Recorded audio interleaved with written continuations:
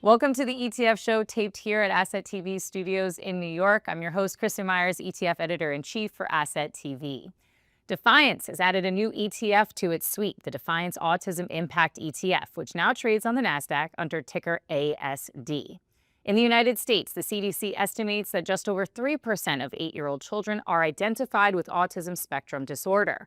There are currently no FDA-approved medications that directly address the core symptoms of autism spectrum disorder, so much of the innovation focus is on supportive therapeutics, diagnostics, behavioral interventions, educational tools, and assistive technologies.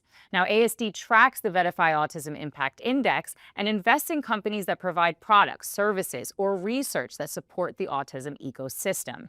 The fund also has a philanthropic commitment. All of the net profits from the fund will go to autism-focused nonprofits for the first 2 years of the fund's life. That donation becomes a minimum of 50% of net proceeds thereafter. Joining us for more is Brendan Kavanaugh, Chief Strategy Officer at Defiance. Brendan, thank you so much for joining us today. Kristen, thank you for having me. So I want to start with the why, because I know that there's actually a personal connection for Defiance and this fund. So can you talk us through why Defiance decided to launch an autism-focused ETF?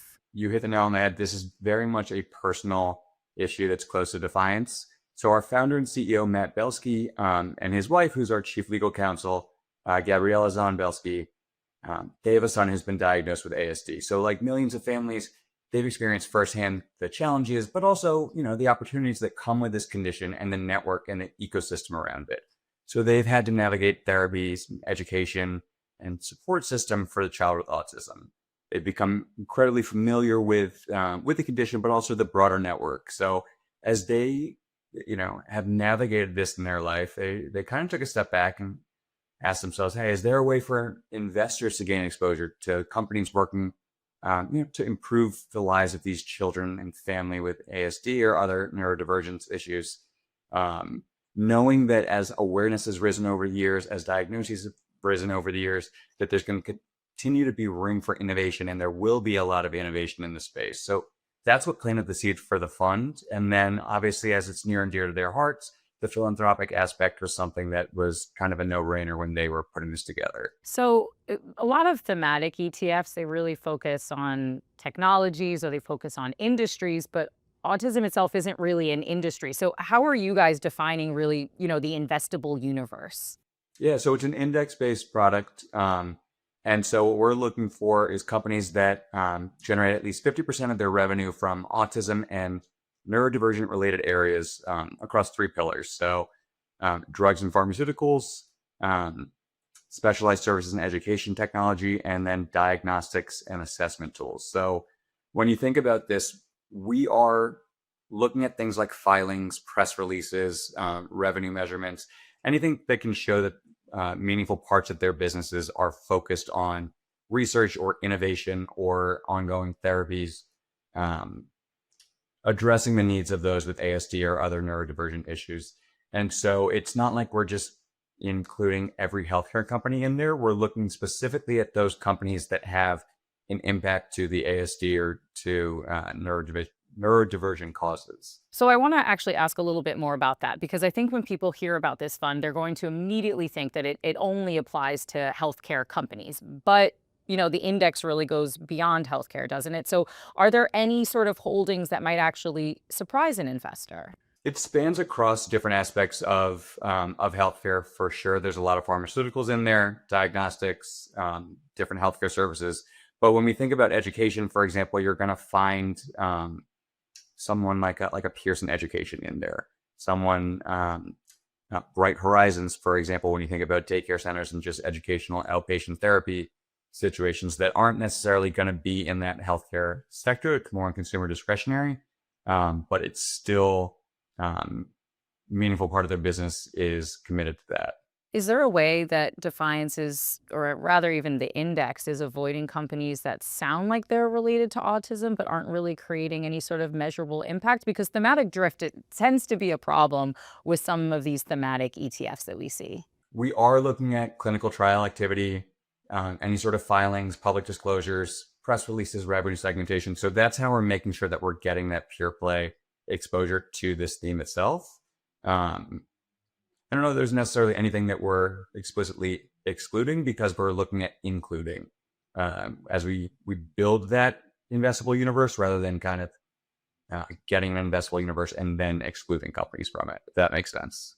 No, absolutely does. So this is so clearly and obviously a super worthy cause, but I'm curious if you can, or I'm hoping you can actually just talk us through the investment thesis, right? Why an investor might want exposure to some of these companies. Sure. I mean, this is a long-term secular trend at this point. So it's not just, yes, this is something that's personal to us that we're creating a product around. There is the investment case around the increased need for these services, these therapies, all of that.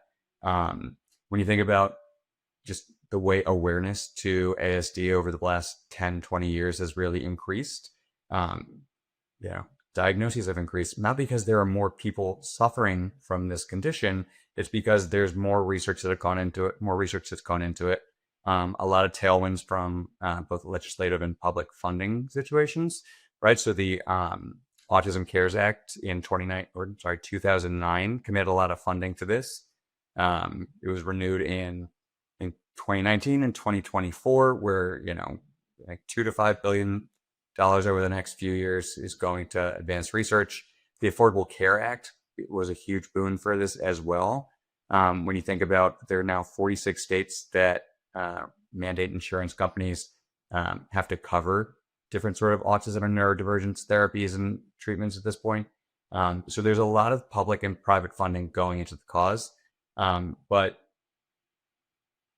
the demand is definitely there for these services that are creeping up and being developed. But as you start off by queuing up the opportunity, there is not one FDA approved treatment at this point for it. So that expands the opportunity when you think about room for innovation, room for different players to actually get in and help with the everyday lives of families with children with ASD and the children themselves. Yeah, so there is going to continue to be this opportunity and this demand. There's going to continue to be funding.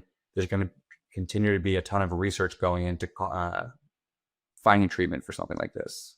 Okay, so how do you think about balancing impact and returns? Like what do you say to investors who are worried that perhaps one is really coming at the expense of the other? Yeah, I mean, we're looking for the investment opportunity itself, right? That's first and foremost. And so we see autism spectrum disorder and related neurodivergent situations as something that's going to be continuously an opportunity for these companies. It's not just the actual condition that they're dealing with; it's their lives as well, right? So thinking about therapies, thinking about the actual medications, thinking about diagnostic tools, you're seeing a ton of demand there. So that is first and foremost where we recognize the opportunity itself. And then the fact that it is going towards a greater good, when you think about the research and the funding going to that, that is creating more of that tailwind for it, and just happens to be the benefit and then leading to that philanthropic cost. So we are leading with the investment case first. If, we were to fast forward 5, 10, 15 years, how is Defiance really thinking about success for ASD? Is it, just simply, assets under management? I know you said that you guys are thinking about, you're very investment forward. Is it the performance of the fund? Is it awareness, charitable impact? Is it a combination of all of those Yeah, factors? it's definitely a combination, I'd say. And look, this is a very tangible situation, right? 20 years ago, people kind of knew what autism spectrum disorder was, or they knew of the spectrum. But as we said, there's increased diagnoses going on each year. You're seeing that creep up again, not because more people have this condition, it's because there's more awareness there. And so now it's become a very tangible theme that, everyone knows someone that is affected somehow with, ASD or a neurodivergent situation, or knows someone in their family or a colleague, friend, anything like that. So there's the awareness there that will continue to grow. We see the impact of the actual charitable donations that we're going to be making to these qualified organizations as a huge benefit as well. But we see obviously the investment case as we see innovation roll out, as we see different regulatory environments become more and more friendly to to increased research around this. I'd say all three of those things specifically are going to lend itself to the success of the fund. Obviously, we expect assets to come in, not because people want necessarily to support this, but because people see it as an investment thesis first that's going to play out from a performance standpoint, and secondarily have that more impact investment standpoint as well. I want to actually ask about those donations because it is pretty incredible that 100%, of the net proceeds of the fund for at least the first 2 years are going to be going to nonprofits that are a part of the autism ecosystem. So I'm curious to know, just for those that are curious about those donations, how do investors know where some of those donations are going and the impact that they might be having? Is there a list that you guys are publishing? Sure. So, as I said, our founder and CEO and our chief legal counsel are very involved in a lot of different organizations and the broader ASD ecosystem. So they're having a ton of conversations with the eventual beneficiaries of these proceeds that we'll be donating. I'd say that this is something that you'll see throughout the life of the fund. You'll see press releases. You'll see, public information as to who's going to benefit from what. So it will definitely be something that we're disclosing and we're announcing from time to time. But at this point, we haven't designated all of the actual beneficiaries. I'm curious, Brendan, how you guys are thinking about this ETF. If you're thinking about it as a thematic ETF, which is what I called it a little Yeah. bit earlier, or if you guys are actually thinking about it as a sort of different or new category altogether, right? Which is, an ETF that, while there is that investment thesis, does have this design social outcome as part of it as well.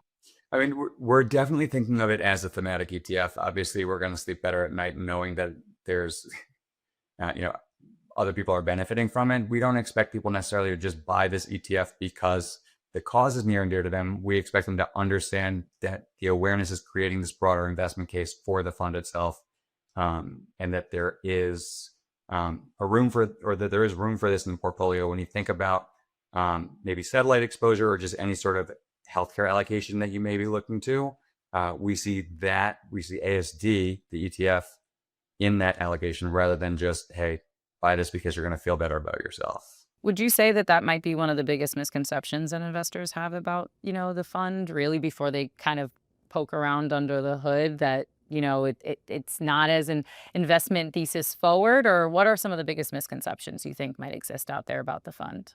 So we're going to do, and we continue to do a ton of education around, like, in the space and around the opportunities. So that's something that we're going to be very proactive about, making sure that that's not a problem, right? That it's not the misconception.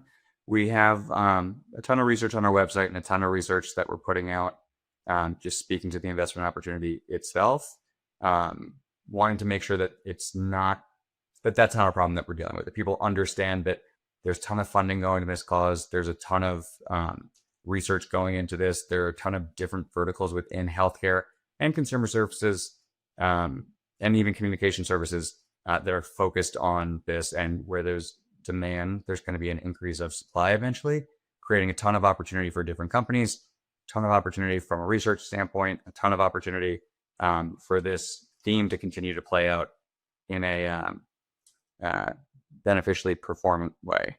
All right, Brendan Kavanaugh, Chief Strategy Officer at Defiance ETFs. Thank you so much for joining us today, and thank you for tuning in to the ETF Show.